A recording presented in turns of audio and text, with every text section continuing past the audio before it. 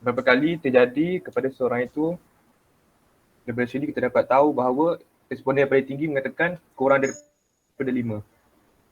Kiranya 5 antara 0 sampai 5 lah dia punya kegelapan berlakunya. Masalah terhadap face mask tu lah, sama ada putus ke, rosak ke kan, sama ada dia tukar. Ini how many Daripada it happens ini to soalan you satu, soalan per kedua. day ke apa? Irfan? Uh, dalam seminggu. Okay. Betul ke? Dia putus apa semua tu lah. Itu yang dalam, kalau per day tu kita tanya untuk soalan yang kita tukar soalan selepasnya nanti. Kalau per day. Ni, untuk question 3 dengan 4. Question 3 kita tanya mereka sama ada mereka bawa mask yang extra ataupun tak masa mereka akan keluar pergi ke mana-mana tempat lah. And then boleh kata lebih daripada separuh yang katakan bahawa mereka akan bawa extra mask ketika mereka keluar lah. Kemudian soalan nombor 4, selepas itu kita tanya pula kalau dia bawa, berapa kali dia akan tukar mask tu dalam sehari. And then boleh kata 50%, kita ambil majoriti lah sebab walaupun 50% kita ambil yang paling banyak, dia akan tukar minimumnya sekali. Mungkin yang tukar 2-3 kali tu mungkin dia lebih kepada buat kerja berat ke apa semua, mungkin dia akan tukar lebih daripada sekali. And then daripada sini kita tahu untuk yang tukar sekali ni mungkin dia setakat jalan-jalan biasa. And then dia balik rumah terus dia buang face mask tu, dia ganti baru. Okay, untuk question yang kelima, kita tanya kalau vending machine face mask yang kita nak buat ni dah, orang kata apa, dah innovate, adakah mereka akan guna? And then boleh kata majoriti daripada responden mengatakan bahawa mereka akan guna vending machine ni lah. Anda kata dah ada.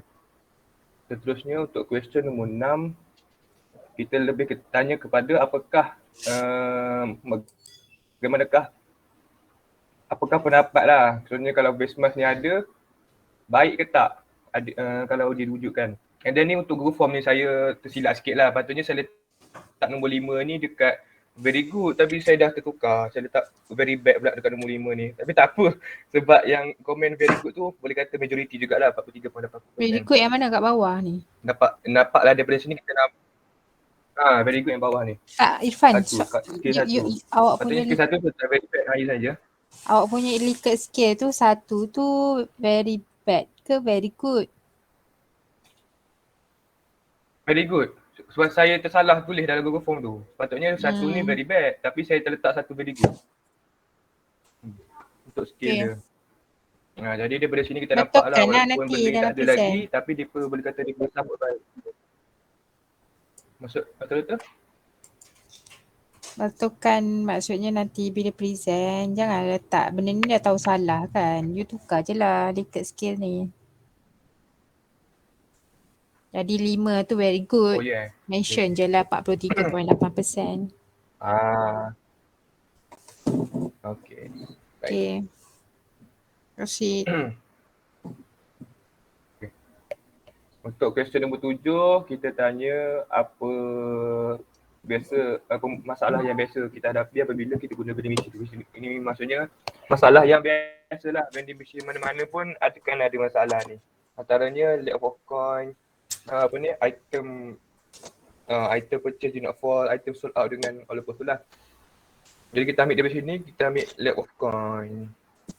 Item sold out ni mungkin berlaku tapi dia jarang sangat sebab kebanyakan vending machine ni boleh kita kata bila dah habis je dia akan refill sendirilah. Bukan refill sendiri, maksudnya ada orang akan call untuk refill lah barang dia macam tu. Okay, apa doktor? Ini lack of coin ke dia dah penuh duit kat dalam tu? Lack of coin. Maksudnya apa ni, orang yang nak pakai vending machine tu tak bawa duit. Tak ada shilling. Kayaknya tak boleh tukar lah. Macam tu.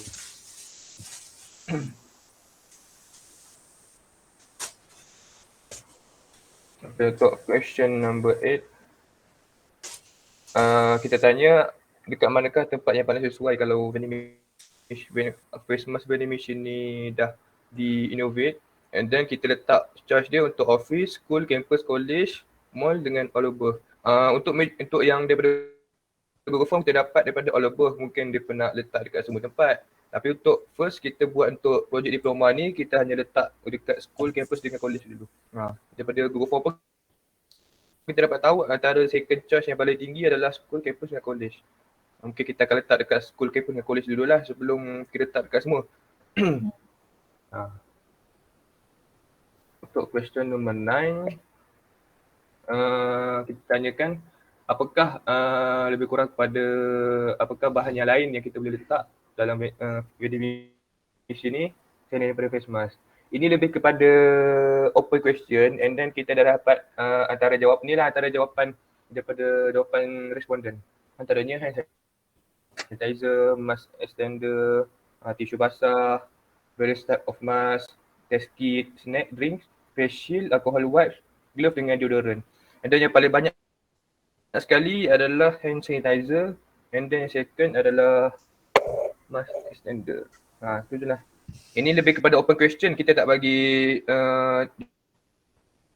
pilihan jawapan, and kita bagi dia isi sendiri. Kita nak tengok sejauh mana kan. Kalau kita bagi pilihan jawapan, dia macam lebih kurang kepada dia akan ikut je apa yang kita nak letak. Sekarang ni kita bagi dia pilih sendiri apa dia nak letak, lepas tu kita finalizekan apa yang dapatan kita daripada Google Form tu lah. And then kita dapat tahu hand sanitizer yang paling tinggi. Mungkin kita boleh add on lah hand sanitizer kalau kata apa sebagai barang tambahan lah dekat dalam vending machine kita. Untuk question number 10, kita akan tanyakan dia lebih kepada preferred payment untuk vending machine. Dan daripada soalan ni kita dapat analyse bahawa yang paling tinggi adalah note and coins berbanding e-wallet. Mungkinlah sebab kalau dia pakai e-wallet tu mungkin lebih kata apa, kadang-kadang lagi banyak problem daripada note and coins. Contohnya macam apa ni, failure card ke, betul contoh kalau orang-orang yang berumur yang tak orang kata apa, tak reti guna online banking kan. Macam tu. Okey, sekarang kita akan masuk kita akan analisis setiap soalan lah. Okey, macam contoh soalan 1, apa yang kami dapat daripada form adalah kita dapati bahawa kebanyakan responden ada masalah tentang face mask paper. Daripada soalan ni kita dapat simpulkan bahawa kebanyakan daripada mereka perlukan lebih daripada satu face mask dalam satu masa. Supaya untuk lebih dapat digunakan pada waktu emergency. Contohnya bila tiba-tiba kena buat kerja yang berat ke apa semua kan. Jadi dia akan tukar lebih daripada sekali lah face mask. Itu untuk soalan nombor 1. Untuk soalan nombor 2, 54.5% daripada responden mengatakan bahawa mereka ada masalah berkaitan dengan face mask kurang daripada 5 kali dalam seminggu. Daripada soalan nombor 2 ni kita dapati bahawa mereka selalu boleh kata apa, mereka kerap jugalah untuk mengalami masalah tentang face mask ni, cuma mereka tak ada tempat ataupun boleh kata apa, tempat untuk beli face mask kalau mereka perlukan. Itu apa yang kami dapat daripada soalan nombor 2. And then soalan nombor 3, kami dapat tahu bahawa 53.6% daripada responden akan bawa extra face mask lah jika keluar ke satu tempat. Daripada soalan nombor 3 ni kita dapat tahu bahawa kalau ada emergency apa-apa, mereka boleh pakaikan face mask yang extra tu sebagai backup plan lah untuk face mask mereka kalau face mask mereka rosak apa semua. Sebab tu mereka akan bawa extra face mask. And then nombor 4 ni daripada Google Form kita dapat tahu bahawa 50% daripada responden akan tukar face mask mereka setiap hari.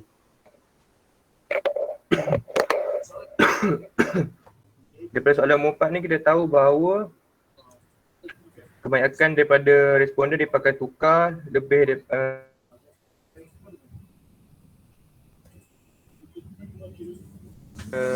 untuk buat kerja yang berat apa semua tu mungkin mereka akan perlukan lebih daripada satu face mask. Tu yang mereka akan gunakan 2 hingga 3, mereka akan tukar 2 hingga 3 kali sehari. And then nombor 5, boleh kata majoriti daripada responden berminatlah dengan vending machine ni kalau vending machine ni dah di-innovate. Itulah daripada soalan nombor 5. Soalan nombor 6, kami dapati bahawa 43.8% responden memberikan impak yang positif lah kalau vending machine ni dah di-innovate dekat public. Tapi daripada soalan ni kita dapat tahu mungkin yang orang yang jawab no untuk yang mungkinlah kata apa, skill yang bad apa semua tu untuk impression ni mungkin dia tak suka sebab boleh kata bila kita guna face mask vending machine ni dia sama macam face mask lain, vending machine lain. Cuma kita tukar konsep, kita tukar barang je. Jadi daripada sini kita dapat boleh buat satu improvement lah, sama ada kita tambah, kita tukar ke cara mechanical system untuk face mask vending machine yang dah sedia ada kan. Ataupun kita buat penambahan daripada segi kita tambah cashless e-wallet punya payment ke selain daripada coins. Kita boleh buat perubahan lah sebab untuk siapa yang boleh kata bagi rating yang tak berapa baik lah untuk face mask vending machine ni. Okey, tu soalan nombor 7. Daripada soalan nombor 7 kita dapat tahu bahawa yang paling kerap berlaku adalah masalah lack of coin lah. Kayaknya daripada masalah ni kita dapat boleh kata apa, kita dapat take note and then kita boleh buat improvement lah untuk mengelakkan masalah ni daripada berlaku. Lepas tu untuk soalan nombor 8, apa yang kami dapat adalah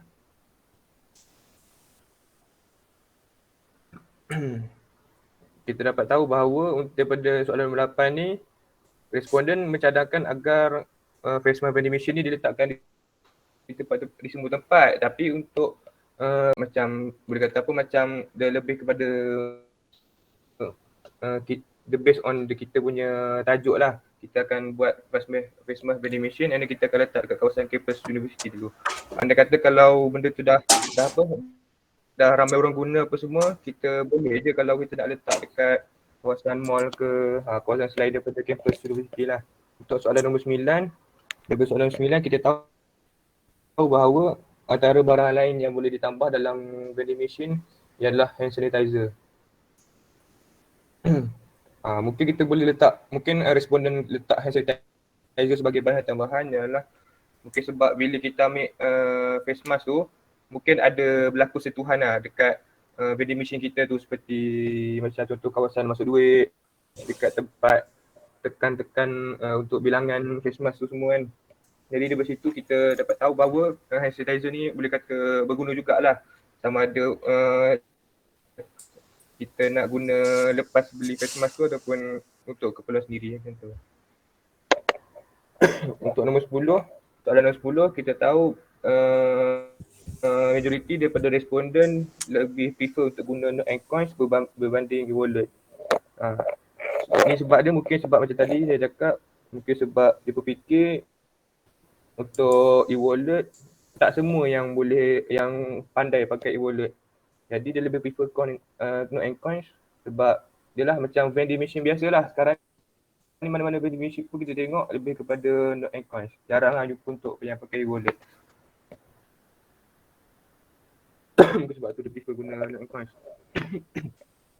Lepas tu kita tengok kepada reflection and modification on the product. Ni lebih kepada orang kata apa yang kita dapat daripada the whole Google Form. Okay, first daripada sini kita dapat tahu bahawa kapasiti untuk storage mestilah mencukupi bergantung kepada tempat kita letak device kita ni. Contoh katalah kita letak dekat tempat yang banyak ramai tumpuan pengunjung, ramai tumpuan pengunjung pembeli apa semua, kita kena letak kapasiti yang banyak dalam kita punya device ni.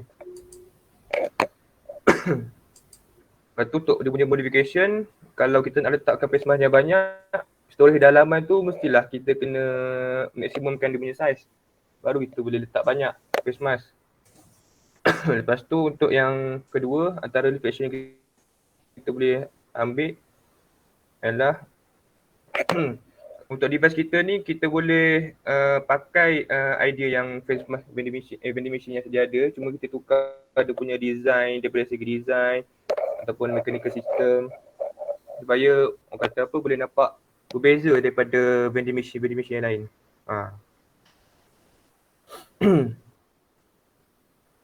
Yang ketiga, untuk reflection yang ketiga adalah kita dalam usaha untuk mengatasi masalah yang selalu berlaku terhadap vending machine. Contohnya macam lack of coins. Untuk modification, kita boleh includekan sensor yang boleh check sama ada face mask yang pembeli dah beli tu dah turun ke belum, dah sampai ke dekat pembeli ke belum. Macam contoh kita boleh pakai yang macam sebelum ni yang saya bentang tu pasal sensor yang detect face mask dah jatuh ke belum tu. Yang tu. Selain daripada tu kita dapat elakkan masalah lack of coin tu, kita boleh guna e-payment lah, e-wallet untuk kita atasi masalah tu selain daripada kita guna coin. Tapi untuk guna cashless pun kita kena consider juga sama ada menjadi ke tak kita punya device tu kalau kita tak guna e-wallet. Dan untuk yang keempat, kita boleh add on barang lain macam dia lebih kurang macam soalan nombor 9 tadi, kita boleh add on hand sanitizer. Jadinya untuk kita punya device, kalau untuk mula-mula kita dah budget untuk face mask besar sekian. Jadi kalau kita nak, andai kata last kali kita nak add on hand sanitizer, confirm lah kita kena tambahkan dia punya size. Jadi daripada situ kita boleh kata kita kena fikir balik lah tentang dia punya size design untuk vending machine tu kalau kita nak tambah hand sanitizer. And then yang kelima, kita lebih kepada reflection kita adalah untuk menggunakan pembayaran jenis note and coin. Tapi dalam masa sama kita dapat untuk mengelakkan kontak dengan antara pembeli. Andai kata kita tak nak guna e-payment, kita nak guna note and coin saja, tapi kita kena ada lebih kepada satu sistem yang dapat mengelakkan yang menggunakan kontak antara pembeli lah. Jadi bila dia keluar masuk apa semua tu kan, nak menggunakan kontak tu, kita boleh guna suction cup macam yang ada sekali tu Akmal ada cerita tu. Suction cup, kita boleh guna mekanisme tu untuk dalam kita punya device.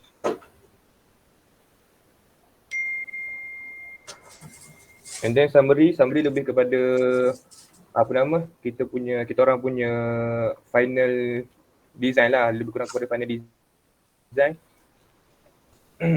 Yang first tentang kapasiti produk yang kita akan buat, yang mana produk yang kita akan buat tu tak terlalu besar dan tak terlalu kecil. Kayaknya muat-muat untuk kita letak face mask, and then kalau kita nak letak hand sanitizer lah, kita kena ikut size yang kita perlukan lah. Dia sebab kalau tak terlalu besar sebab senang kita nak bawa, sebab dalam tajuk kita pun kita akan buat vending machine untuk yang jenis yang portable and then senang nak bawa ke mana-mana. And then yang kedua, dari segi target market, kita akan letak dekat kampus, school dengan college lebih dahulu. Baru kita akan letak dekat tempat-tempat lain lah. Kalau anda kata mendapat sambutan daripada orang luar, kita letak kat luar. Yang ketiga ialah mekanisme dia untuk mengurangkan kontak antara pembeli. Kita boleh gunakan suction cup sebab kita orang fikir suction cup tu adalah mechanical proses yang paling sesuai lah untuk device kita daripada segi untuk mengurangkan kontak dengan pembeli. Yang keempat adalah preferred payment. Dari sini kami dapat simpulkan bahawa note and coins paling sesuai lah kita gunakan dalam device kita daripada e-wallet. Sebab dia macam tadi lah, kita boleh gunakan e-wallet, kita boleh gunakan note and coins, tapi daripada untuk segi kita nak kurangkan kontak dengan pembeli, kita boleh pakai suction cup. And then yang kelima, lebih kepada improvement, selain daripada kita letak face mask dalam vending machine kita boleh add on mini hand sanitizer. dekat dalam vending machine kita lah, supaya orang kata apa, pembeli boleh guna sebagai lebih banyak pilihan lah untuk beli, untuk guna kita punya vending machine tu. Saya rasa itu saja.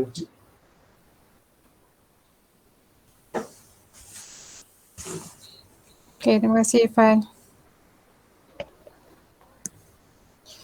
So ni overall summary ni semua daripada survey tadi kan?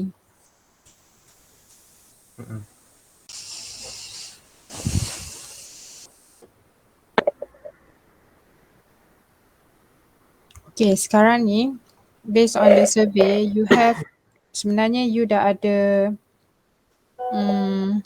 design criteria lah yang you need to consider during the concept ataupun generation concept kan?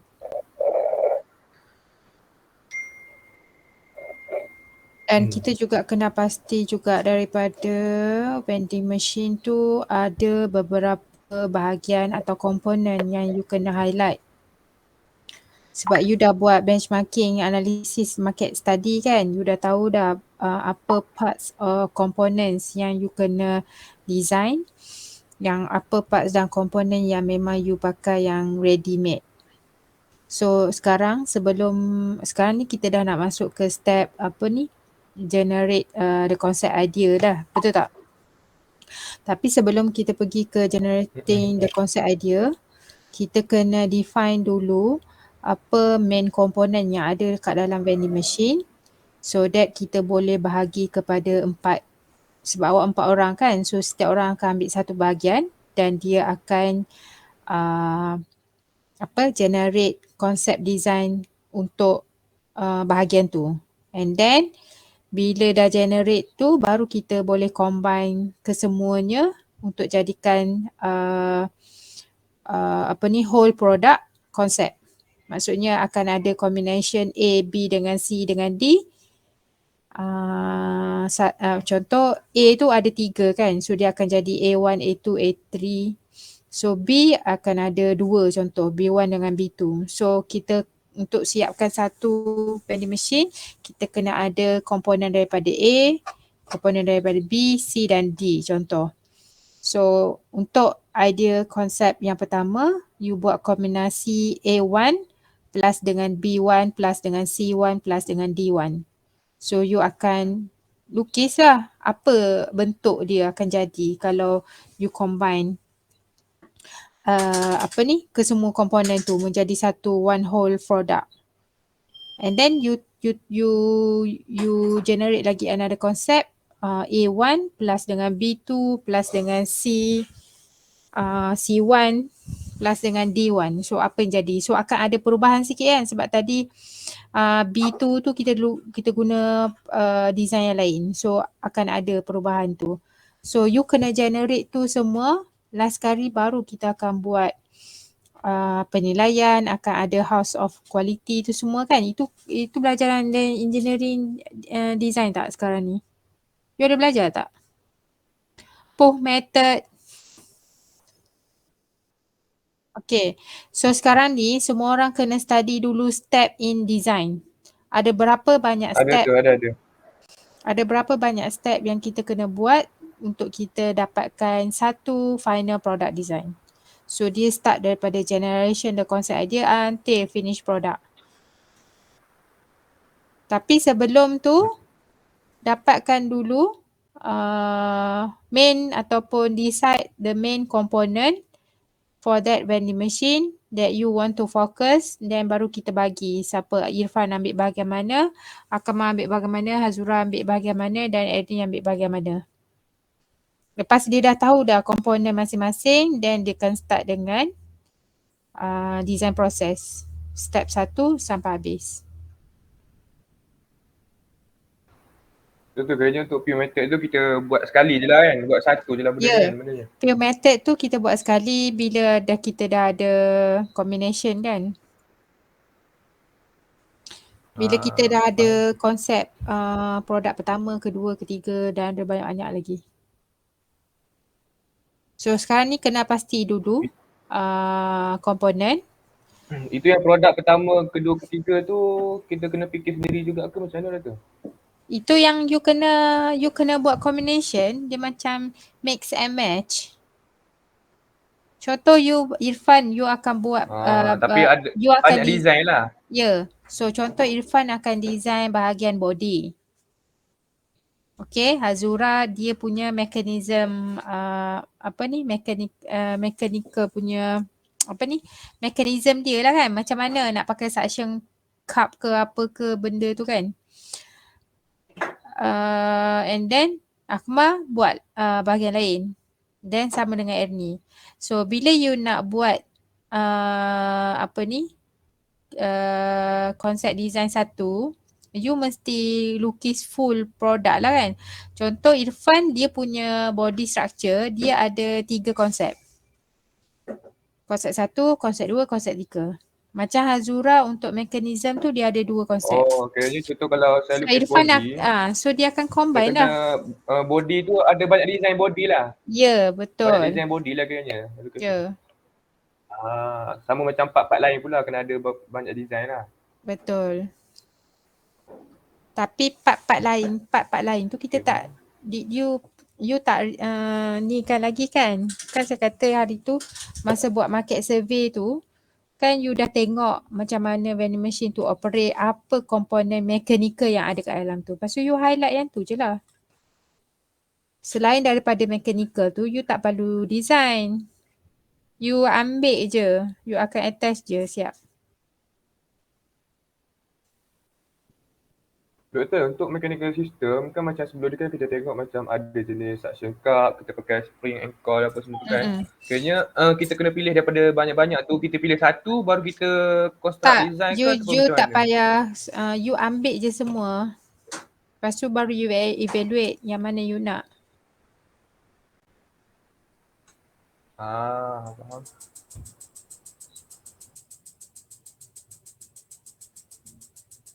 Sebab nanti kita akan evaluate nanti kan, masa design evaluation tu you akan evaluate. Padahal tadi you buat survey you dah tahu dah suction cup yang lebih ni kan, tapi dia justifikasi dia tak konkret sebab based on apa you kata benda ni lebih lebih sesuai. You kena buat penilaian. So kiranya kita akan buat design machine tu daripada coil tu dengan suction cup supaya jadi kita Kalau akan buat lagi coil, satu lagi benchmark. dia macam kalau coil tu kan. Contoh coil yang you nak pakai tu dia tak ada, macam ada coil yang you boleh beli ready made. Tapi let's say coil yang you nak pakai ni dia lain daripada yang lain sebab mungkin face mask ni dia lebih nipis ke kan. Jadi you boleh design coil tu. Panjang mana, dia punya Gap ruang antara gap dia tu berapa. So itu kan you boleh buat sendiri kan. So mungkin untuk mekanism tu boleh pecah dua. Dia akan ada mechanical dia kan, betul tak? Satu lagi dia akan ada program dia. So program tu mungkin orang lain yang akan ambil. Mechanical yang hardware punya tu lain. Faham.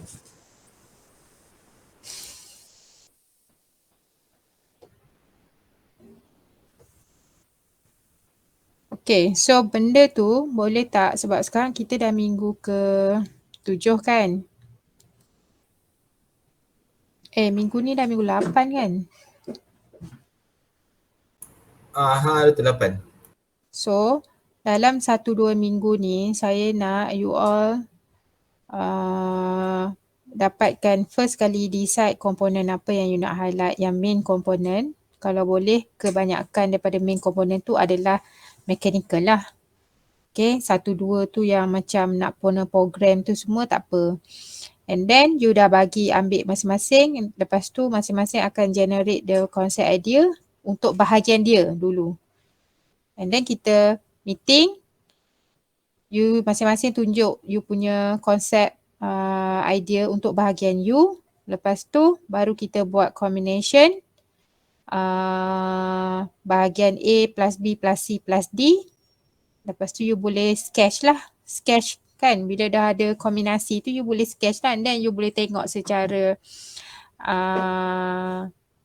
kasarnya you boleh tengok dah, boleh tengok daripada sketching you tu bentuk produk you tu ke macam mana. Lepas tu baru kita buat evaluation pakai Pew method ke apa semua, house of quality apa semua. Dah dapat final design, baru kita start dengan drawing guna AutoCAD ataupun SolidWorks part by part. So semester ni you kena habis sampai yang drawing part by part tu, final design. So sekarang dah minggu 8, maksudnya akan ada lagi dalam 5 minggu kan?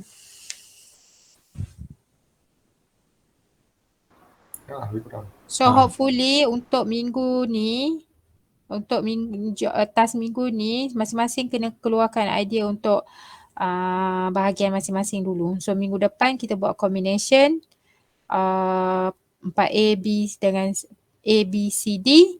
Lepas tu come out dengan sketching concept generation 1, 2, 3, 4 sampailah berapa banyak you ada idea. Lepas tu baru kita buat penilaian. So saya estimate proses ni ambil masa 2 minggu. Bila you dah siap dah 2 minggu tu penilaian, then you dah tahu dah final design you, concept generation, concept idea nombor berapa. Based on markah yang you buat penilaian tu lah. Penilaian tu nanti ada kriteria dia. Kriteria dia mana kita nak tengok. Kita rujuk balik kepada market survey dan juga analisis tadi yang you buat reflection this and that. Kan tadi nak apa size macam mana, apa semua tu. Okay, lepas tu barulah buat drawing. Untuk final design tu kita boleh letak sekali dia punya dimension kan doktor kan? Ya. Dari segi size besar mana kita nak buat tu. Ya, so untuk final design tu nanti masing-masing lukis lah bahagian masing-masing, sebab daripada final design tu satu bahagian daripada Irfan, satu bahagian daripada Hazura, satu bahagian dari Rafiq, satu bahagian dari Ernie kan. So masa you sketch, you kena tahulah dimension dia berapa-berapa. You bukan, maksudnya kita sketch tangan kat atas kertas tapi kita dah tulis lah ni lebih kurang dimension dia berapa semua. So bila kita nak buat assembly, kita tengoklah balik adakah size tu sesuai. Contoh kita nak pakai body of the structure, tebal dia berapa, dan kita nak set kan, nak pakai screw ke, nak welding ke, material apa kan. So nanti dari situlah you cuba selaraskan.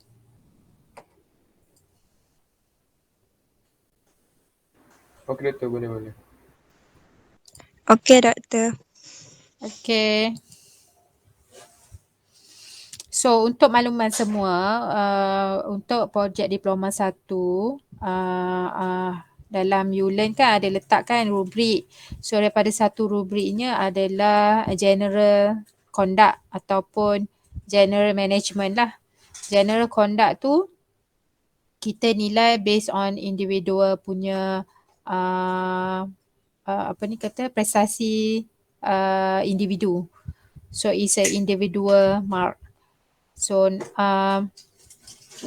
untuk sebelum ni biasanya general conduct 15%, supervisor dia kena nilai pada minggu ke-14. Maksudnya minggu ke-14 tu dia pun nilai prestasi pelajar ni.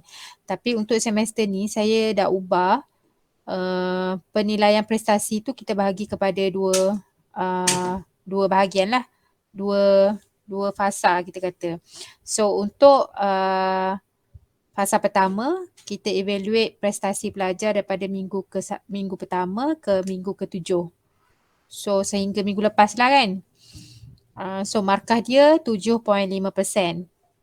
Dan prestasi pada minggu ke-14 nanti supervisor akan nilai lagi sekali prestasi dia dari minggu ke-8 sehingga ke minggu ke-14. Dan markah dia 7.5%. So 7.5 tambah 7.5 jadi 15%. Sebabnya saya buat macam ni, at least you tahu dekat mana prestasi you dalam general conduct dan biasanya pada minggu ke-12 tu you all akan tengok kan berapa carry mark yang you ada. Markah yang sekarang ni markah dah berapa you ada. So sebelum ni pelajar-pelajar dia tak ambil peduli ataupun dia tak dia tak jumpa supervisor, dia tak buat kerja kan, mengharapkan kalau group tu 4 orang akan ada 1-2 orang je yang akan buat kerja. So dia pun tak tahu markah, dah tahu je habis semester nanti markah dia berapa, dapat A ke B ke C ke. So at least bila dah ada macam ni, you dah tahu dah you sekarang ni tahap prestasi you tu dekat mana. So hari ni atau esok saya akan email kepada supervisor masing-masing lah kalau macam yelah sebab awak kebetulan je saya coordinator, lepas tu saya jadi supervisor awak kan. So untuk group yang lain tu supervisor dia lain, so saya akan emailkan form, dia orang akan evaluate lah. So kalau ada group tu dia jarang jumpa supervisor dia dan supervisor dia tak tahu progress dia macam mana, siap sedialah. Okay. So itu saja kan? Ada apa-apa lagi? Doktor, untuk meeting seterusnya, Doktor Okay, buat untuk dalam minggu meeting juga ke ataupun seterusnya, minggu apa? Untuk meeting seterusnya, Doktor nak buat minggu ni juga ke ataupun minggu depan? Sebab Doktor dah cakap untuk yang final. Okay, untuk meeting seterusnya, saya tak buat meeting dalam minggu minggu ni kan? sebab minggu ni saya busy sikit lah. Besok ada, awak punya semester break ni hari semalam dengan hari ni je Haa, 2 hari je. Maknanya esok kita ada kelas lah. Esok, Esok insyaAllah maksudnya je. dynamic kan, section 2 saya tak tahu. Maknanya besok kelas macam biasa kan? Okay. Setakat ni macam biasa lah sebab 2 hari je katanya cuti. Betul. So 25. Sebab minggu ni saya dah pack dah 26 sampai 28 tu saya ada bengkel dekat Johor. So hari Khamis saya full pagi sampai petang. Ada meeting pagi, kelas lab kan petang. So kita jumpa minggu depan je lah, Monday. Nanti macam biasa Azura invite kan dekat kalender. Rasanya minggu depan Monday saya tak ada apa-apa kot. So far. Okay, itu saja. Terima kasih Doktor. Okay, thank you Doktor. Okay.